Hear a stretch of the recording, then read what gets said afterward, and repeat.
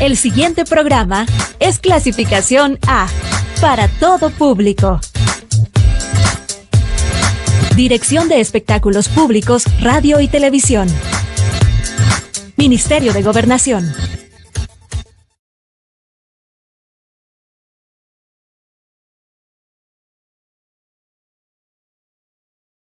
Buenas tardes, feliz y bendecido jueves 29 de octubre. Gracias por estar en sintonía de Canal 7, la señal de la plenitud de Dios. El tema que vamos a desarrollar este día es el tema de la depresión.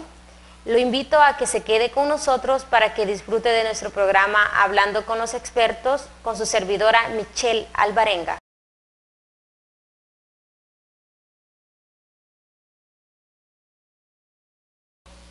Bueno, ahora les daré una pequeña definición de lo que es la depresión para empezar a desarrollar el tema. Y déjenme decirle que la depresión es una enfermedad grave y común que nos afecta física y mentalmente en nuestro modo de sentir y de pensar. Además, la depresión nos provoca deseo de alejarnos de nuestras familias, amigos, escuela y de trabajo. Algunos factores que contribuyen a la depresión también son el sexo. Las mujeres sufren 2 veces más de depresión que los hombres. Antecedentes familiares: cuando algún familiar padece de depresión crónica, hay más depresión severa, hay más posibilidades de adquirir la depresión. El consumo también de algunos medicamentos con receta o sin receta.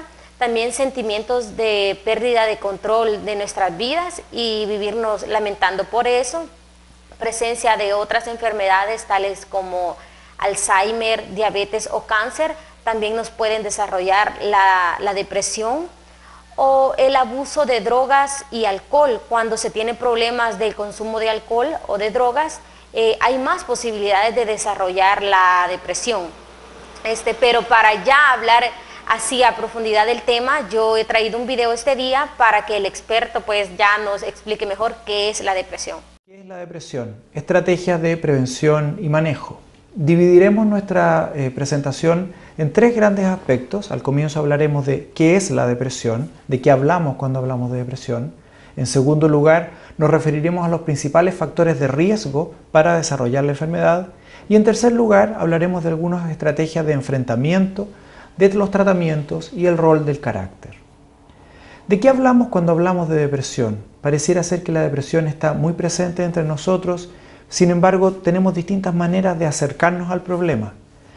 Para los clínicos, la depresión es una alteración del estado de ánimo que normalmente es más bien negativo y que compromete distintas áreas del funcionamiento de la persona, ya sean sus pensamientos, sus emociones, los ciclos biológicos y la conducta. La duración de un episodio depresivo, es decir, del tiempo en que estamos con ese ánimo pesimista, excede lo que normalmente consideramos una respuesta esperable para un evento, como un duelo, por ejemplo, y afecta la capacidad de disfrutar y distraerse, pudiendo presentar alteraciones cognitivas, neurovegetativas, a diferencia de lo que nos ocurre con la tristeza normal. Esto de alguna manera es más extenso y más profundo que la tristeza normal. La depresión entonces afecta distintas áreas. Por ejemplo, en los afectos o las emociones nos produce depresión, desánimo, tristeza, labilidad emocional, estamos más frágiles, apáticos, irritables, nos dejan de interesar las cosas que habitualmente nos interesaban y presentamos una incapacidad de disfrutar. Las cosas que antes nos gustaban hoy día nos parecen en blanco y negro. En segundo lugar, tenemos las alteraciones del pensamiento. Fallas en la memoria y la concentración. Las personas refieren sentirse mucho más lentos, más torpes, más incapaces de hacer el trabajo intelectual que hacían habitualmente. Indecisión o inhibición en el actuar, uno está como paralizado. Desesperanza, la sensación de que nada va a cambiar. Pesimismo o desvalorización, ya sea personal o del entorno. Se empiezan a rumiar los problemas, hay una reflexión que no logra llegar a puerto. Uno se da vuelta en las mismas ideas como atrapado en los pensamientos. Ideas de culpa, ruina, enfermedad o a veces, ya en casos más graves, ideas de muerte que pueden ser pasivas. Mira, no me importaría enfermarme y morir, o ya francamente ideas suicidas. Estoy pensando en hacer algo para matarme. Tercer lugar, tenemos alteraciones de los ciclos biológicos. Sueño, apetito y la respuesta sexual se ven afectadas en el curso de una depresión.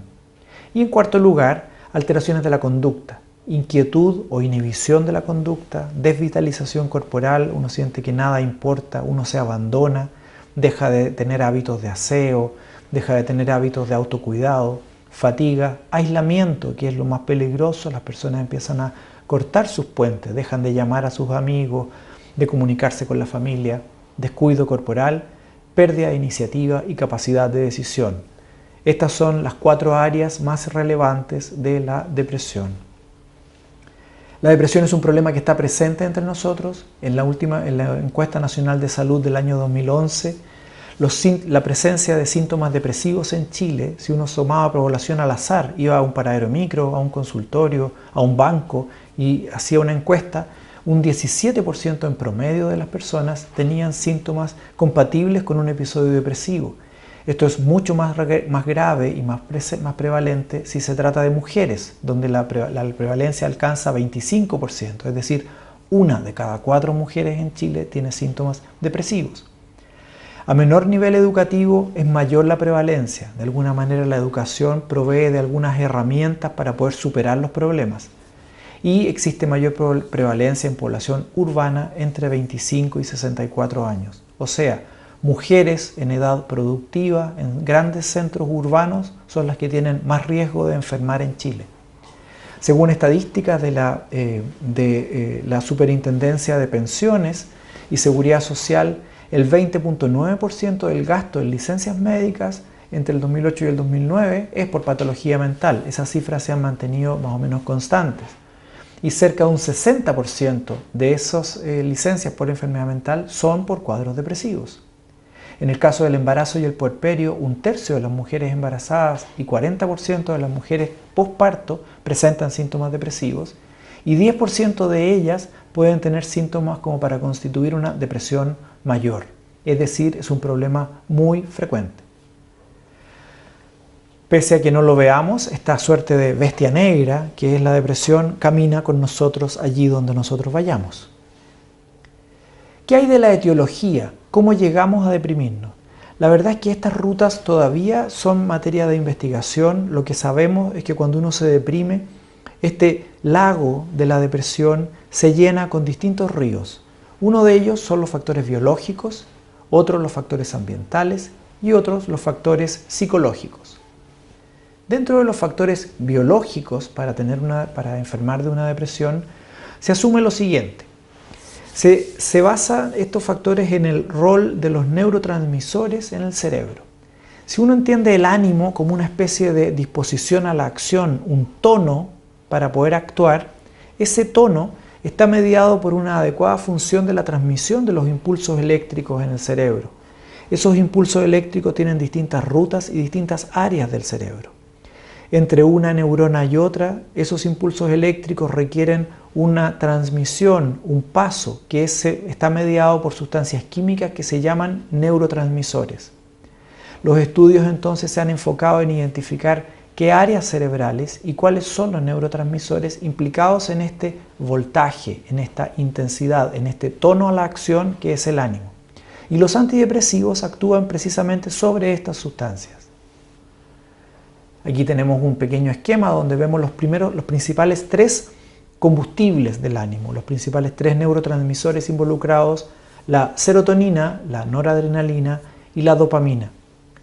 Y cada uno de ellos relacionado con algunas acciones del cerebro, con algunas características. Por ejemplo, la serotonina en relación a la impulsividad, la noradrenalina en relación a la energía y el interés, la dopamina en lo que se llama la conducción, el motor hacia la acción. Por lo tanto, en función de las características clínicas de cada depresión y cada paciente, nosotros podemos elegir qué fármaco nos parece que va a poder potenciar mejor aquellas características que están en déficit. Dentro de los factores biológicos, entonces, tenemos también la genética.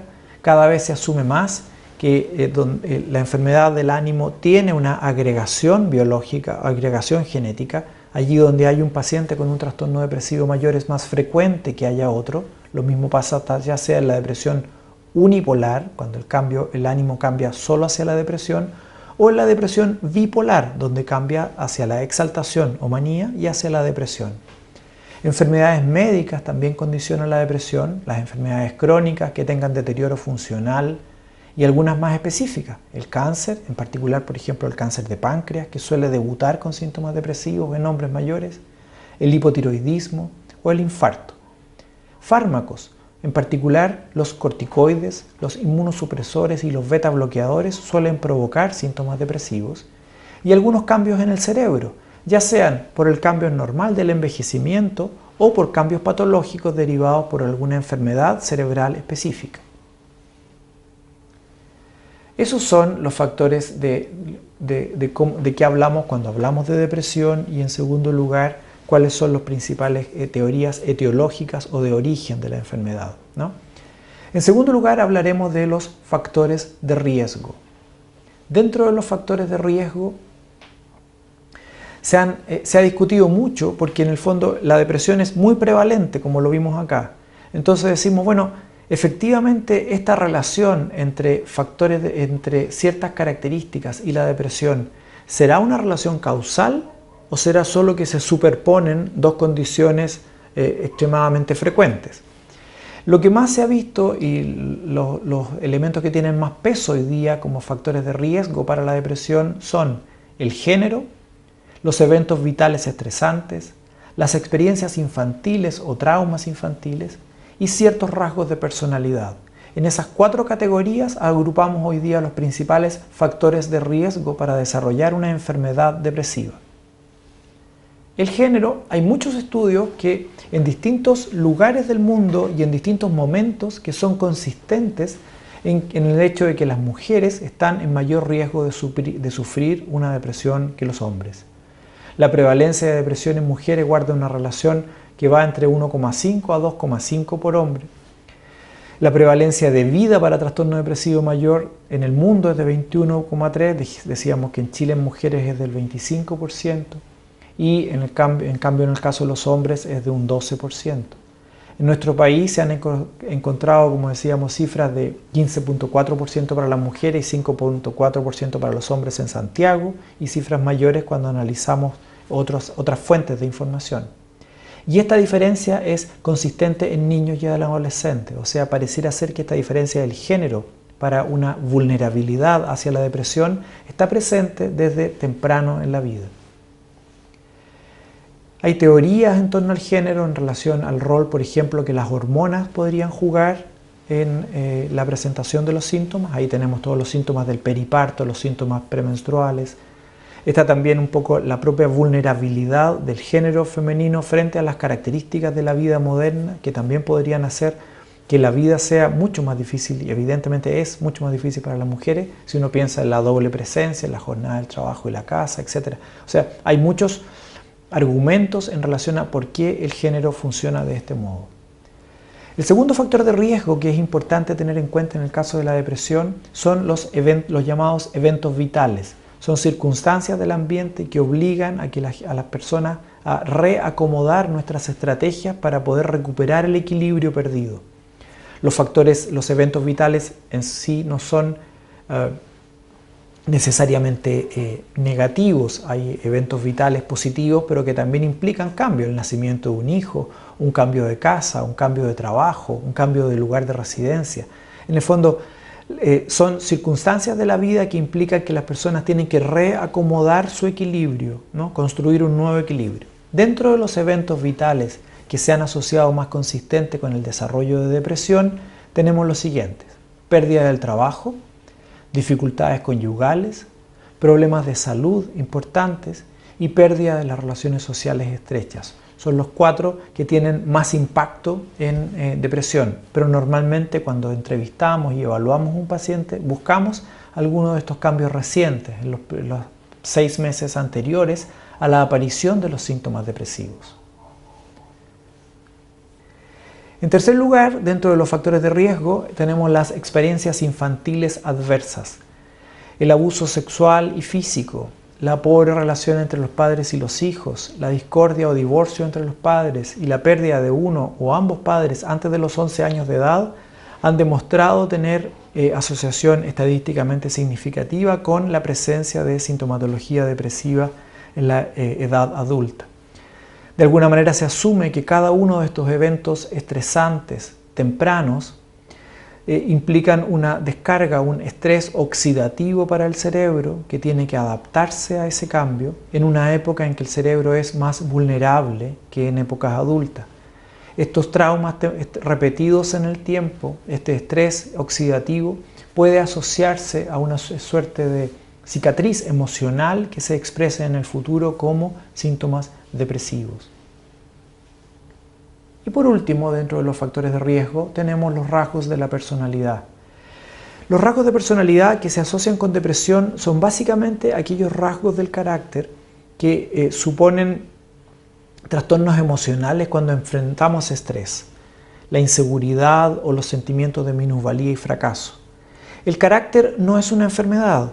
Los rasgos del carácter son una herramienta que las personas tenemos para enfrentar el mundo.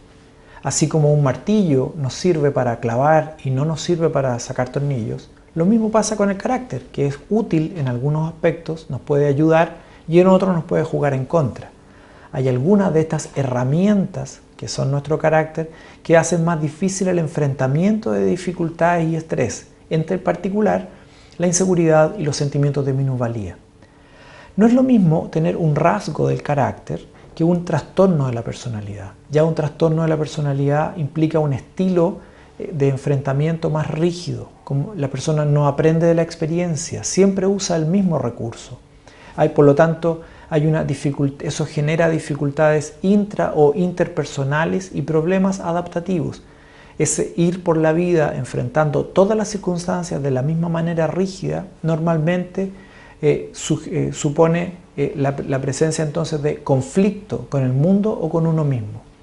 Ese estilo, ese trastorno de la personalidad, en el caso de una depresión, facilita la aparición de síntomas, precipita y modifica las manifestaciones clínicas de la depresión, empeora el curso de la enfermedad y la enfermedad con riesgo de recaída y cronicidad, aumenta la comorbilidad, tabaquismo, alcohol, cuadros de ansiedad asociados a la depresión, aumenta el riesgo de suicidio, particularmente importante en el caso de los actos suicidas impulsivos, y produce una relación terapéutica evidentemente más difícil.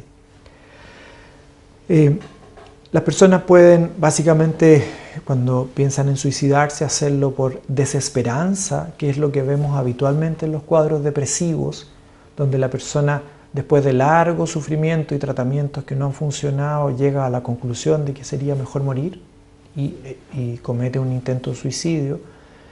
Y por otro lado tenemos aquellas personas que intentan suicidarse de la mano de la impulsividad, como es el caso de los trastornos de personalidad.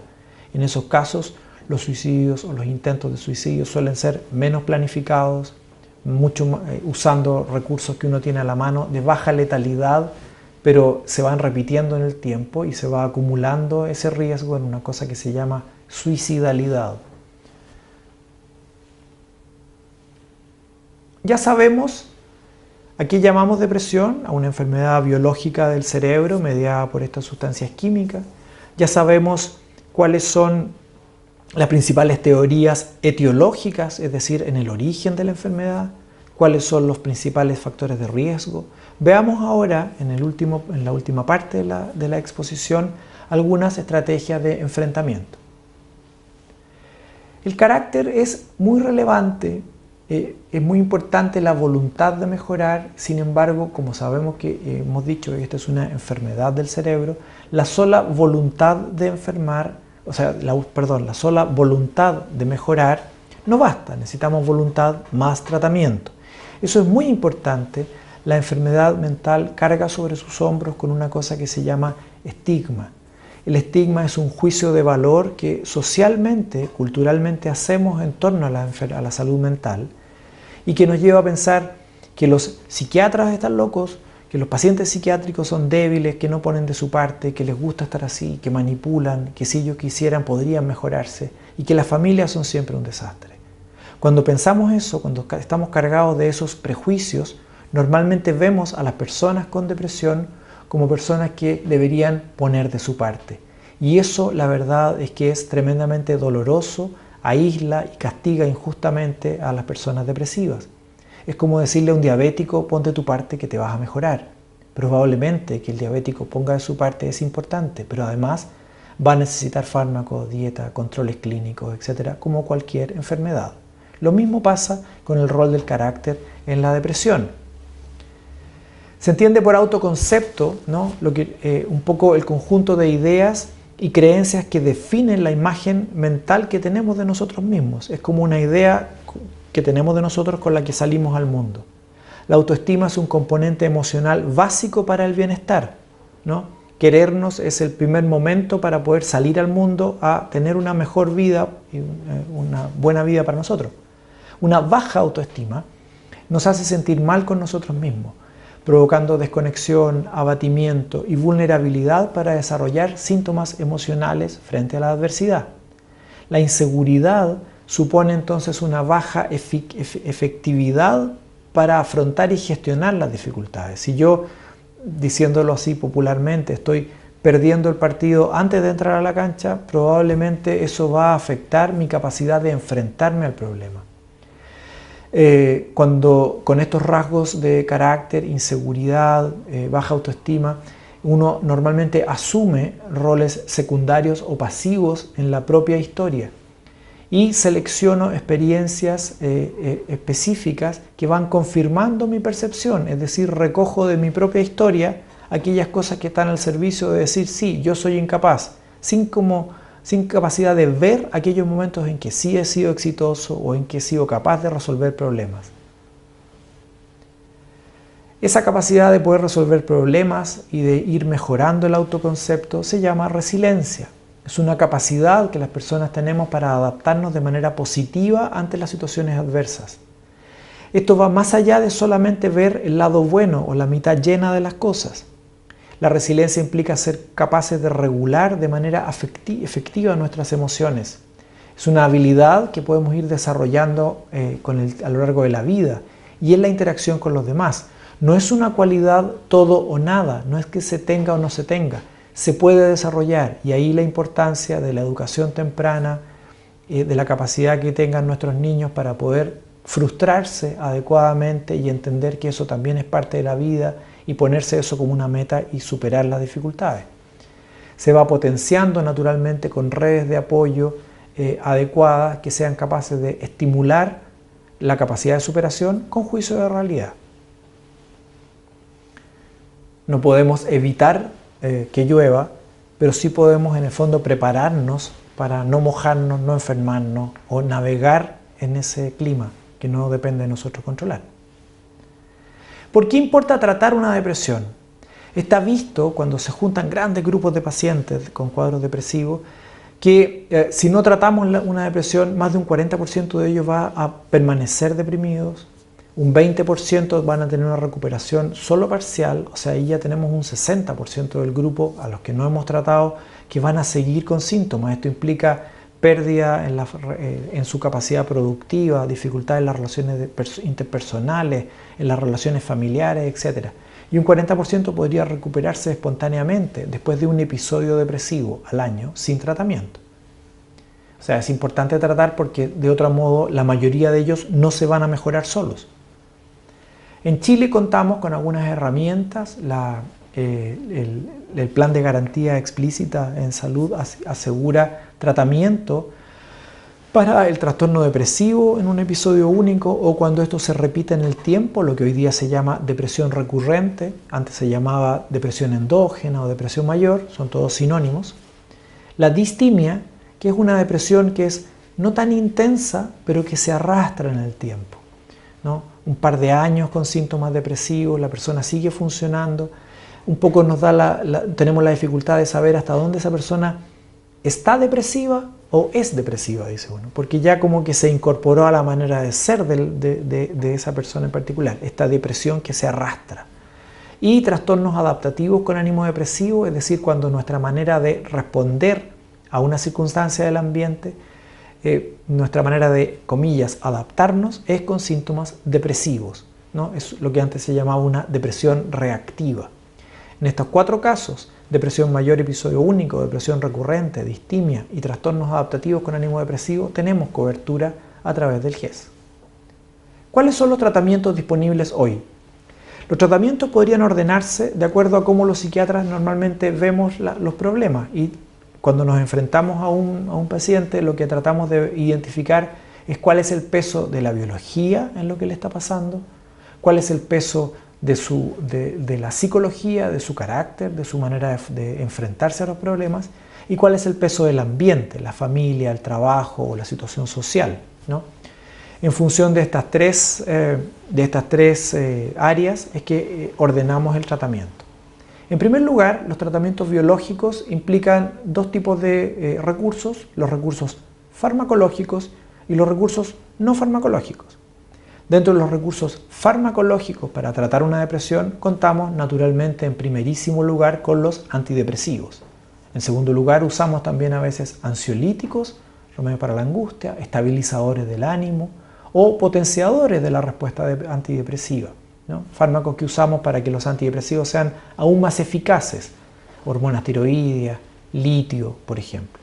Y dentro de los tratamientos biológicos no farmacológicos, contamos con algunas herramientas tales como la terapia electroconvulsiva, la luminoterapia o fototerapia, ¿no? La luz es un factor importante dentro de la regulación que hacemos del ánimo.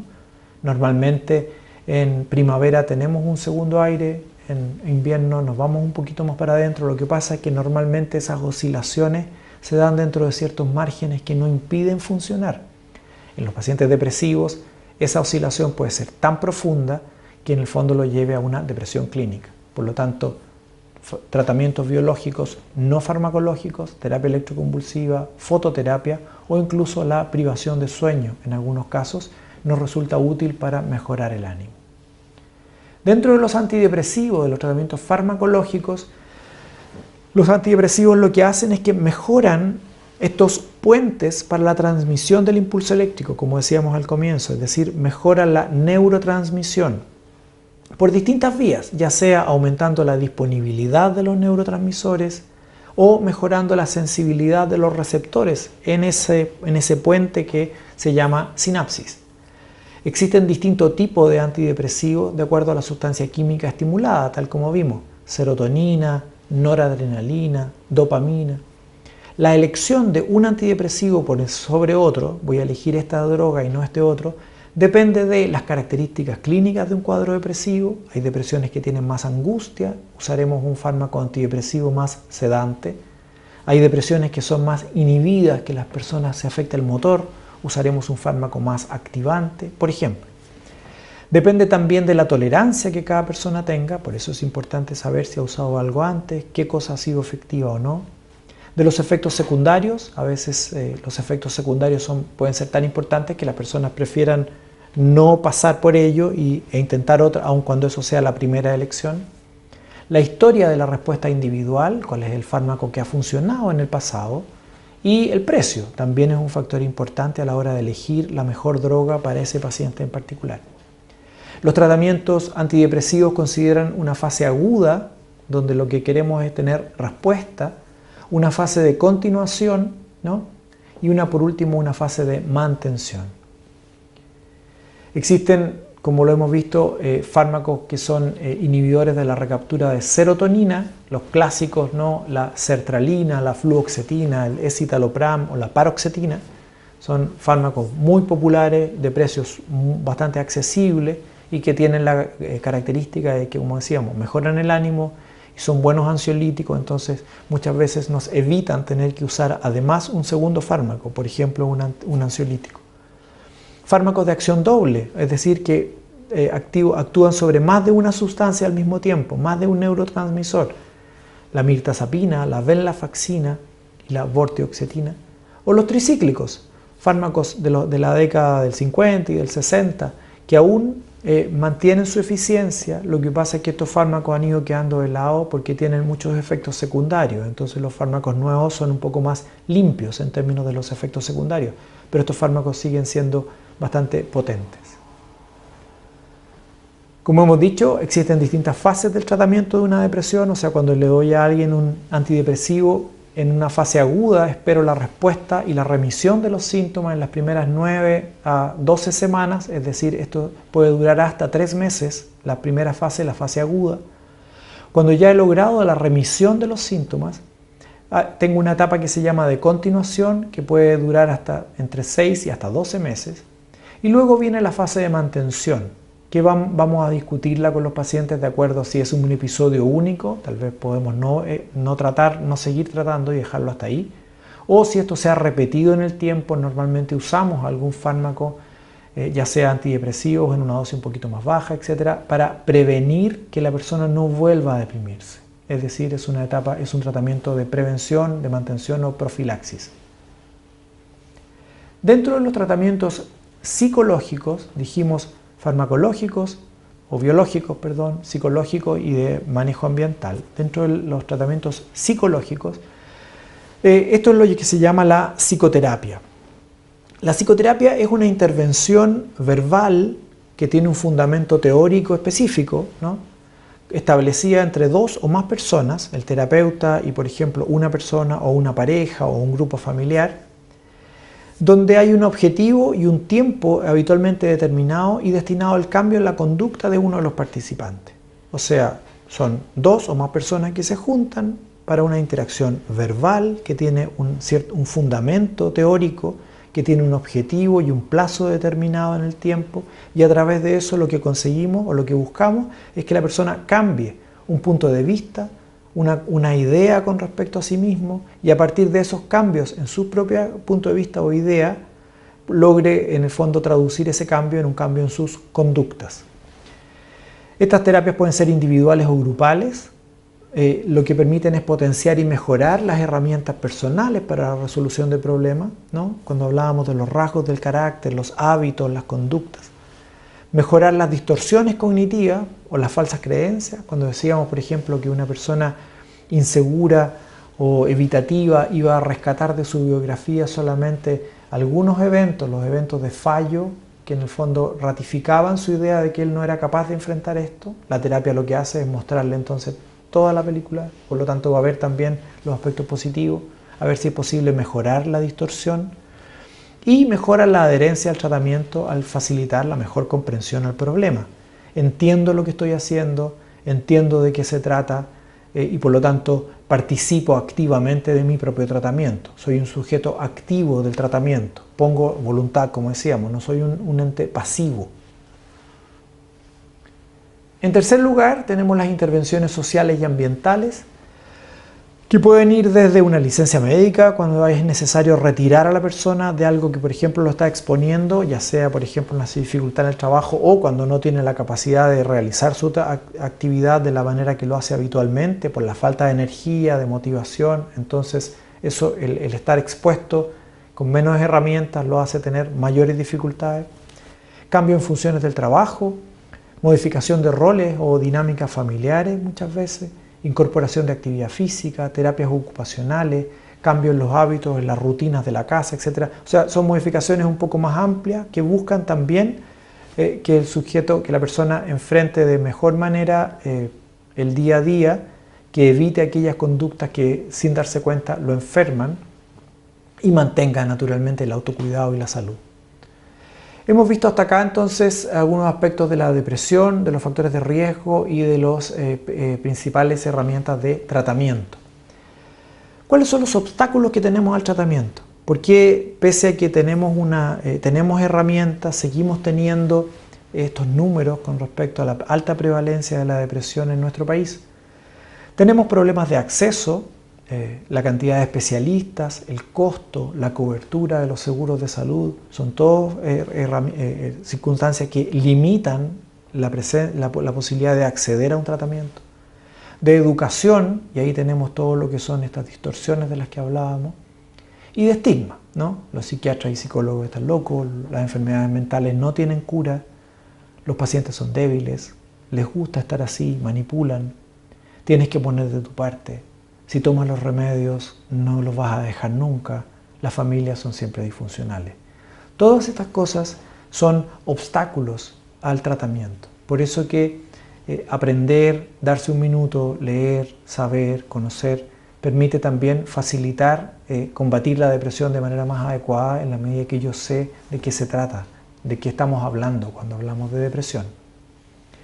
A modo de conclusiones, podríamos decir entonces que la depresión es una enfermedad biológica del cerebro, que sus causas son variadas, aun cuando estas distintas causas llegan normalmente a una causa cerebral, naturalmente, que existe un tratamiento eficiente en la gran mayoría de los casos, que hay fármacos nuevos y por lo tanto más seguros, más limpios de efectos secundarios, que existen modificaciones al estilo de vida que pueden ayudarnos a enfrentar mejor la enfermedad y a prevenir las recaídas, y que la voluntad es muy importante, pero no reemplaza un adecuado tratamiento. Bueno, nada más agregarles de que los síntomas de la depresión son varios y que no se presentan del mismo modo en todas las personas. Algunas personas solo pueden padecer algunos. Y algunos de los síntomas es, si usted se siente con frecuencia triste, ansioso, siente algún sentimiento de culpa, de vacío, no le encuentra sentido a su vida, se siente desesperado, padece de insomnio, no tiene energía, se siente débil, no tiene ganas de realizar ninguna actividad, pues que realice una visita al doctor, porque esto es muy peligroso, no se debe de tomar como juego, y pues que visite al doctor y que se medique. Bueno, pues esto ha sido todo acerca del tema de la depresión, y darle las gracias por haber estado con nosotros una vez más, y también invitarlos a que el próximo jueves estén en sintonía de Canal 7 para seguir disfrutando de nuestro programa Hablando con los Expertos. Que Dios me los bendiga y que tengan una feliz tarde. Los jueves de 3 a 4 de la tarde sintoniza nuestro programa Hablando con los Expertos en compañía de tu servidora Michelle Alvarenga. Te esperamos.